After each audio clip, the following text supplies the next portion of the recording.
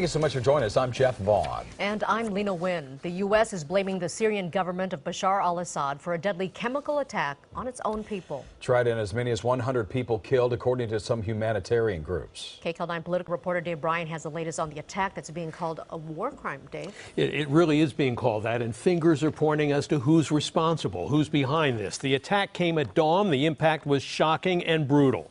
Now the question is, how will the U.S. and the world react, since the Syrian regime is widely believed to have ordered the attack, even though the president there, President Assad, and his ally in Russia deny any connection. A warning now, some of the images you're about to see are graphic and unsettling.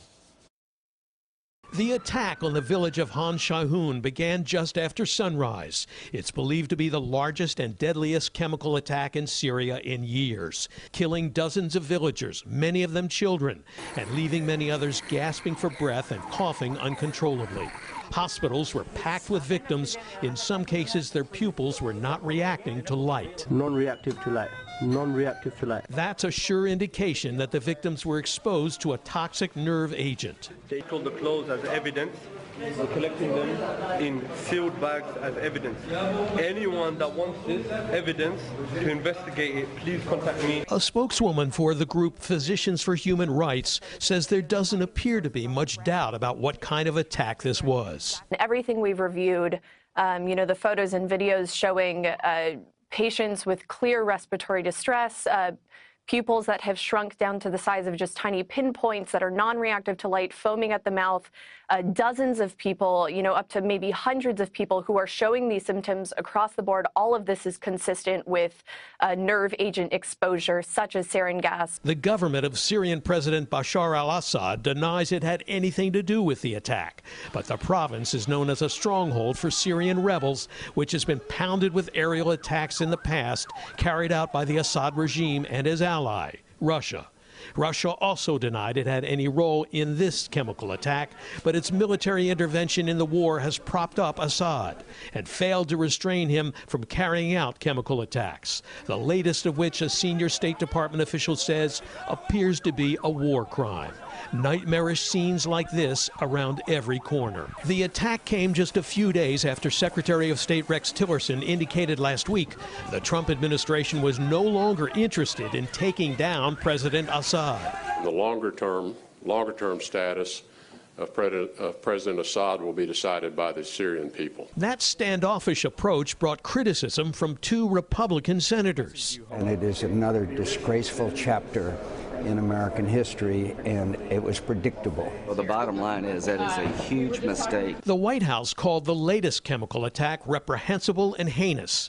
But President Trump also blamed the past administration's, President Obama's, weakness and irresolution for not carrying out airstrikes, which he threatened to do in 2012. A red line for us is we start seeing a whole bunch of chemical weapons moving around or being utilized. But the next year, Assad defied the Obama red line and launched a shocking chemical massacre in August 2013, killing more than 1,000 people outside Damascus with sarin, a deadly toxin. In response, Donald Trump tweeted, "President Obama, do not attack Syria. There is no upside and tremendous downside. Save your powder for another and more important day." But now that he's president, Mr. Trump has changed his mind, as White House Press Secretary Sean Spicer outlined in an off-camera briefing on Tuesday. America's credibility was at stake, and I think the president wants to point it out that there was a red line, and they did cross it. We did have alternatives to regime change, and they weren't taken. CBS News reports several national security officials were critical of President Obama for not taking any action to stop the slaughter in Syria. But they were also shocked at the campaign flavor of President Trump's response on Tuesday. One official was quoted as saying the White House could have issued a sober, serious statement. Instead, they needlessly chose to play politics. It's hard to imagine anyone could see images of victims foaming at the mouth and think that that statement was appropriate. Now, tonight, Secretary of State Rex Tillerson says Russia and Iran bear great moral responsibility for the mounting death toll in the Syrian chemical attack.